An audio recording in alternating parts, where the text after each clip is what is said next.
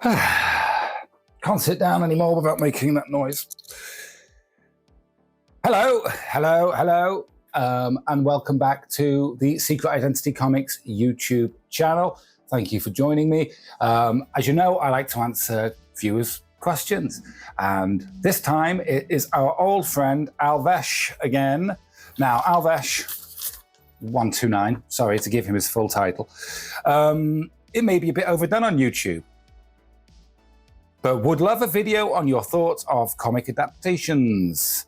I don't think it's overdone on YouTube. Certainly it's not. I mean, is it overdone on YouTube? Maybe. But, you know, I'm sure the world's ready for my take on it. I'll start again. Maybe a bit overdone on YouTube, but would love... I'll start again. Maybe a bit overdone on YouTube, but would love a video on your thoughts of comic adaptations. If they're necessary to help bring people into this world, maybe some comics that should be adapted to film, TV, game, and some that really shouldn't. Another great question from Alvesh129 there. Thank you very much. Let's jump in.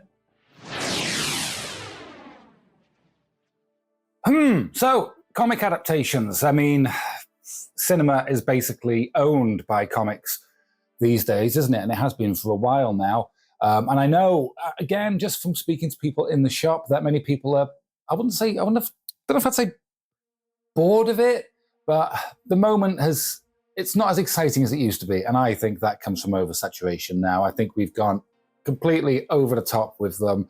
And I do this for a living. And I'm just like, I don't know if I've got the muster to go and see Thunderbolts. I couldn't even remember the name there for a second. I probably will, but still.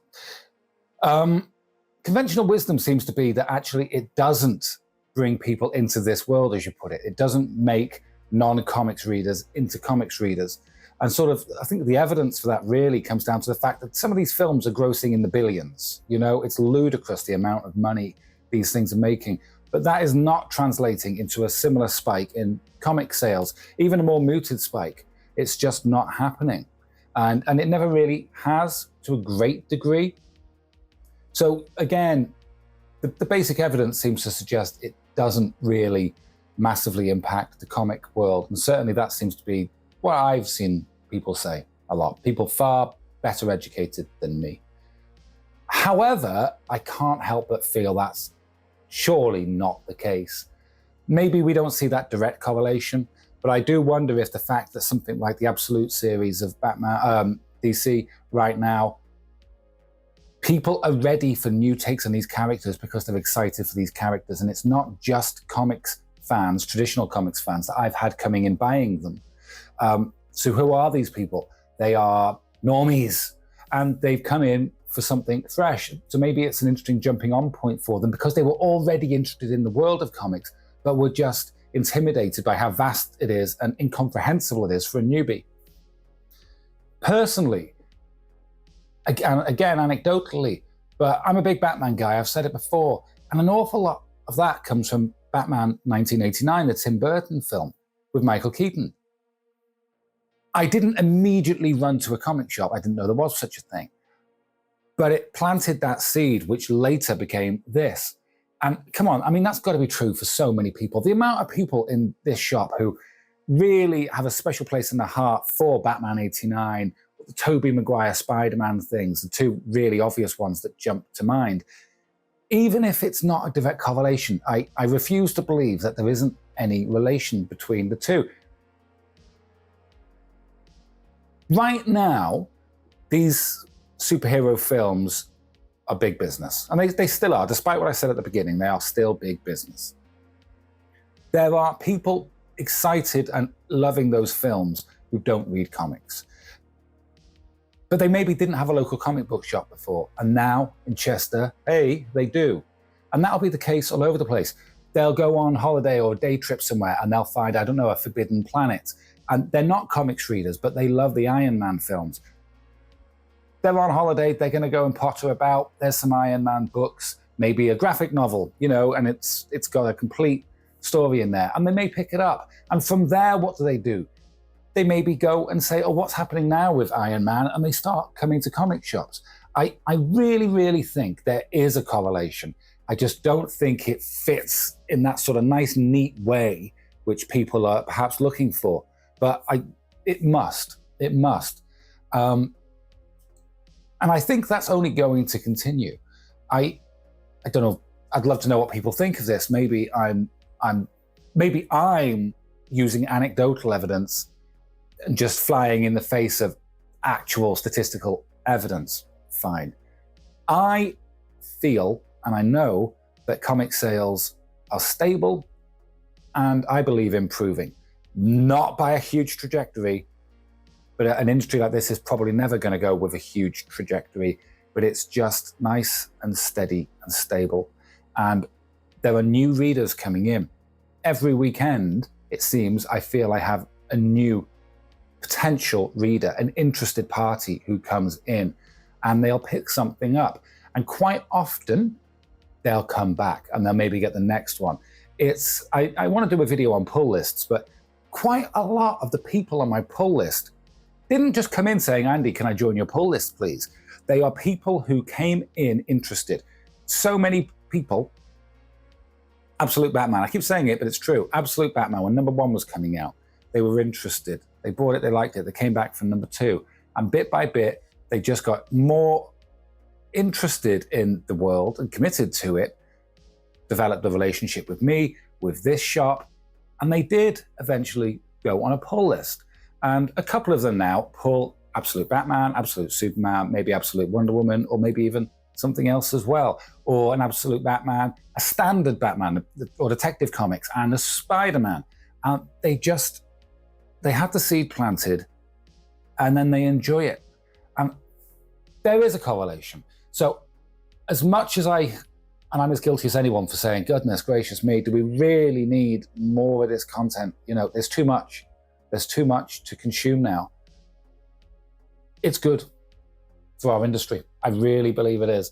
These characters, we want them to live on. We want them to remain relevant and be changed to make them relevant sometimes. These are the way to do it. These new mediums can come in with a fresh pair of eyes. Sometimes they change it, sometimes they don't. But it brings it to the forefront of people's attention, and people follow through on that quite often. They do. I really believe that. Some of my favorite comic adaptations then, and I am thinking of film really. I love the Watchmen one. I know that's not a hugely popular opinion. I think it's great. I really do. I know this isn't this isn't an episode to talk about Zack Snyder. As divisive as he may be, he's a spectacular filmmaker. Perhaps he's not great with the storytelling angle, but with the Watchmen film, he had storyboarding done. He had a classic graphic novel to work from, and he slavishly stuck to it.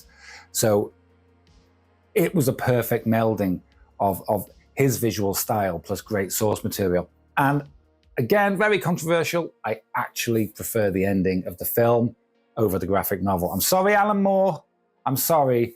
I know you won't take my calls now, but it's true. That's how I feel about it. Another great one, again, Alan Moore, is V for Vendetta. Such an entertaining film. Such a great graphic novel. It's brilliant. They are both brilliant. I'm glad they both exist. On a tangent about Alan Moore, I mean, we all know, or maybe we don't, but if you didn't know, now you know. He's been very much dismissive, and also he disowns, basically, any films made of his work. And I believe he gives the money away. Because people will often say, oh, that's all well and good standing on your bloody, don't you play with my art, with your big beard. But at the end of the day, you took the money. I believe he doesn't take the money. I'd like to be corrected on that if I'm not right. But I got a lot of time for Alan Moore, and I think that's fascinating. Alan, if you're watching, get on here. Let's have a chat. He's not watching. He's not watching. I don't think he watches anything. I think he basically sits in a darkened room stroking his beard, just like talking to snake gods, which is fine. Come and do it here. I'll turn the lights off. I'll grow a beard. I can't grow a very good beard. Certainly not Alan Moore. Have you seen Alan Moore recently? The man is just basically a walking carpet with really steely eyes, but very interesting opinions. Complete tangent, sorry. So you also ask Alvesh, what should be made into a film? You don't say a film, but a film or TV or games. And there were so many, aren't there? There were so many. I mean, chief among them. I mean, how has this bloody gone under the radar for this long? I mean, come on now. Cold-blooded chameleon commandos. Yeah? Cold-blooded chameleon commandos. Tell me Michael Bay doesn't want that bad boy. Saga. I always talk about Saga. People must think I only actually read two things, Batman and Saga.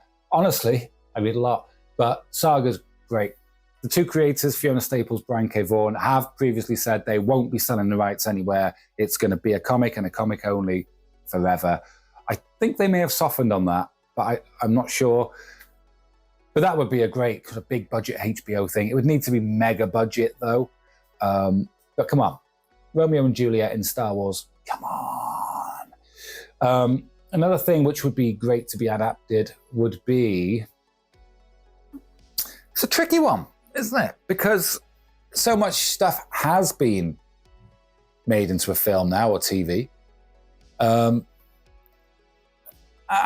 really it's just a case of just hammering out some favorite stories of mine. Obviously, I'm a big Swamp Thing guy. I really want my Swamp Thing film. I know we had the TV series. It just didn't quite get there for me. I'm sorry. It wasn't bad. It had promise, but they just didn't quite have it nailed down. Sadly, very sadly, as I was very much looking forward to that. What else would be good for adaptation? Again, you'd think I'd have made a list before I started filming, but I'm an impetuous kind of guy. Feral, you know, if you don't know Feral, it's a big favorite of my wife and other people. It's by the same team that did Stray Dogs. I talk about Stray Dogs all the time. It's another one I always recommend to people, especially if they're new to graphic novels. Feral is, it looks very Disney-esque, and it's about a group of cats, house cats, who, in the middle of a pandemic, which we know is basically rabies, are being transported for disposal, unfortunately. All the pets are being rounded up and put down and incinerated because of this rabies pandemic, which is kind of sweeping America, but they escape. And so it's just them fighting for survival. And it's got a lot of heart, it's got great characters, it's got a lot of drama.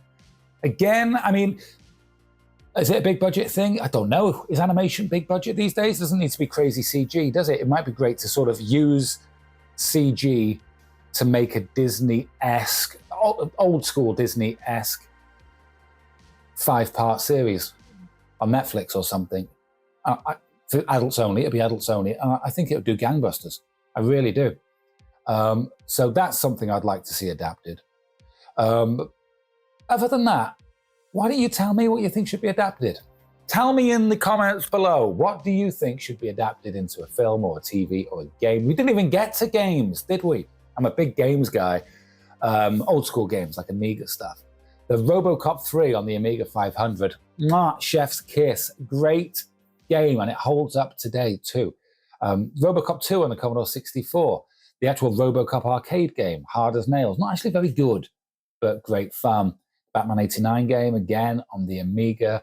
Oh my God, there's so many. I should do a video actually just on this question again, but about the video game angle. The problem is, I'm an old fart, so people watching this may be talking about, you know, whatever they've got on their PS5, Marvel Rivals and stuff. And I'll be talking about the Commodore 64 and the Commodore Amiga 500. You know, I was born in the 70s, guys. You know, you would laugh at the games I like. Just pixels everywhere, blocky, weird characters. Love all that stuff. But anyway, maybe I should do a video on that sometime. Okay, let's wrap it up.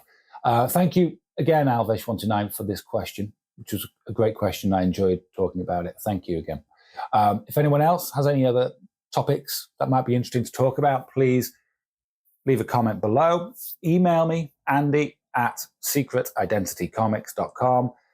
find me on Instagram and message me there, Secret Identity Comics. Come and chat, come and say hello. I'd like to hear your thoughts on what I've talked about today and also anything you'd like me to talk about. Okay, thanks very much, and I'll talk to you next time.